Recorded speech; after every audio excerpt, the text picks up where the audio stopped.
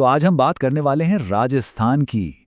कैसे इतनी सारी बिखरी हुई रियासतों और खूनी संघर्षों से गुजरकर आज का राजस्थान बना। ये कहानी है, आप समझिए, आपसी फूट की, विद्रोह की और फिर आखिर में जाकर एकता की। चलिए कहानी की शुरुआत इस तस्वीर से करते हैं। साल था 1857। इस किले के दरवाजे पर अंग्रेजों के लिए एक बड़ा ही खौफनाक संदेश टंगा हुआ था। अब वो क्या था, इस पर हम थोड़ी देर में लौटेंगे, लेकिन हाँ, ये उस उथल-पुथल की बस एक झलक है जिसने इस पूरे इलाके को हमेशा के लिए बदल कर रख दिया। तो चलिए थोड़ा गहराई में चलते हैं। देखिए, किसी भी बाहरी ताकत के आने से बहुत पहले ये इलाका, जिसे आज हम राजस्थान कहते हैं, अपने ही झगड़ों में फंसा हुआ था। सही मायनों में ये झगड़ों का एक साम्राज्य था। हर रियासत बस अपनी ताकत और इज्जत बढ़ाने की होड़ में लगी हुई थी। इस इलाके की सबसे बड़ी दिक्कत पता है क्या थी? कोई बाहरी दुश्मन नहीं, बल्कि अंदर की फूट। जो रियासती घराने थे, वो सत्ता, जमीन, विरासत, बस इन्हीं चीजों को लेकर आपस में लड़ते रहते थे, और इस चक्कर में वो लगातार कमजोर होते जा रहे थे। उस दौर में अस्थिरता का आलम आप ऐसे समझिए कि शासक और अलग-अलग गुट सब के सब सत्ता के लिए बस आपस में ही भिड़ रहे थे। नतीजा, पूरा का पूरा क्षेत्र हमेशा अशांत रहता था। ऐसे में तरक्की की तो कोई गुंजाइश ही नहीं बचती थी। और ये कोई छोटी मोटी लड़ाइयां नहीं थीं, बिल्कुल नहीं। मिसाल के तौर पे 1795 में चुंडावतों ने, जो मेवाड़ के सबसे ताकतवर सामंती कुलों में से थे, उन्होंने कंट्रोल अपने हाथ में ले लिया और बस नए झगड़े शुरू हो गए। फिर देखिए, 1802 तक आते आते अमीर खां पिंडारी ने नाथद्वारा जैसे महत्वपूर्ण शहर पर कब्जा कर लिया। तो इन लगातार चल रहे संघर्षों का अंजाम क्या हुआ?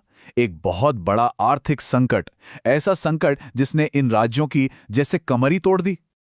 और इसी कमजोरी का फायदा उठाने कहानी में एक नई ताकत की एंट्री होती है, और उसके साथ आता है 1857 का वो महाविद्रोह।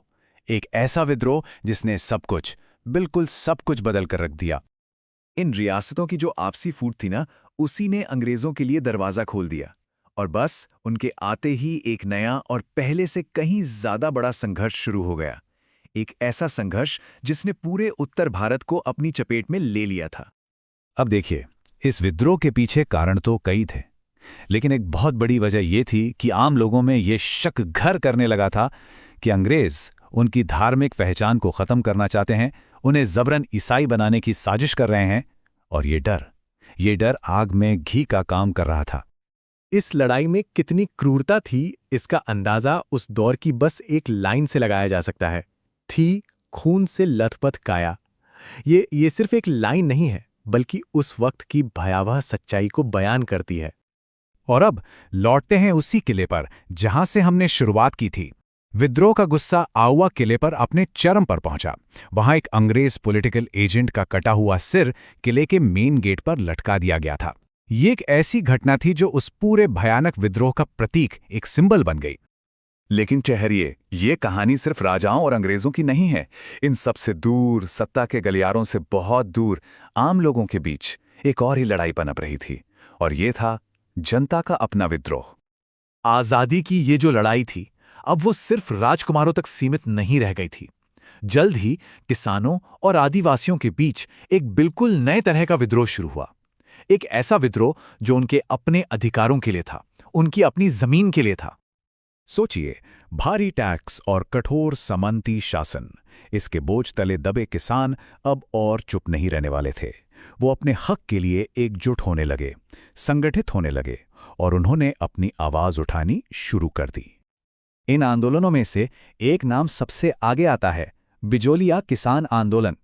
ये 1897 में शुरू हुआ था। इसमें हजारों किसानों ने अपने स्थानीय ठिकानेदार यानी सामंती स्वामी के खिलाफ मिलकर विरोध किया, और इन्हीं आंदोलनों ने लड़ाई का रुख ही बदल दिया। अब बात सिर्फ रियासत बचाने की नहीं थी, बल्कि नागरिक अधिकारों और इंसाफ की थी। और इस जनता के आंदोलन को आगे बढ़ाने के लिए जरूरत थी एक मजबूत नेता की, और वो नेतृत्व दिया विजय सिंह पथिक जैसे लोगों ने। उन्होंने ही इस बिखरे हुए विरोध को एक संगठित आंदोलन का रूप दिया और आम लोगों की आवाज को एक सही दिशा दी। तो सदियों के झगड़े, दशकों का संघर्ष, इन सब के बाद अब हम इस कहानी के आखिरी पड़ाव पर आते हैं, वो जटिल प्रक्रिया जिसके जरिए आधुनिक एकजुट राजस्थान का निर्माण हुआ। पर सवाल तो ये उठता है कि सदियों से बटा हुआ दर्जनों रियासतों वाला ये जो पूरा इलाका था, आखिर ये एक राज्य कैसे बना? ये काम बिल्कुल भी आसान नहीं था। एकीकरण की तरफ जो पहला ठोस कदम उठाया गया वो था मत्स्य संघ का गठन। तारीख थी 18 मार्च 1948। इस दिन अलवर, भरतपुर, धौलपुर और करौली, इन राज्यों को मिलाकर इस संघ को बनाया गया। लेकिन ये एक लंबी और जटिल प्रक्रिया की बस शुरुआत भर थी। ये पूरा प्रोसेस असल में कई जटिल चरणों में पूरा हुआ। पहला कदम, छोटी छोटी पड़ोसी रियासतों को मिला के संघ बनाए गए। फिर दूसरा कदम, इन नए संघों को बड़ी और शक्तिशाली रियासतों के साथ मिला दिया गया। और आखिर में, अंतिम चरण में, इस पूरे क्षेत्र को आजाद भारत में औपचारिक रूप से एकीकृत कर दिया गया। और इस तरह अनगिनत झगड़ों और खूनी विद्रोहों के बाद आखिरकार एक अकेले आधुनिक राज्य का जन्म हुआ। ये जो स्मारक है, ये उसी मेहनत से हासिल की गई एकता का प्रतीक है। एक ऐसी एकता जो संघर्ष की राख से पैदा हुई थी। तो एक राज्य जो संघर्ष में गढ़ा गया, उसने एकता हासिल कर ली। लेकिन ये पूरी कहानी हमें एक बड़े अहम सवाल के साथ छोड़ जाती है कि उस एकता को, उस यूनिटी को हमेशा बनाए रखने के लिए आखिर क्या जरूरी है।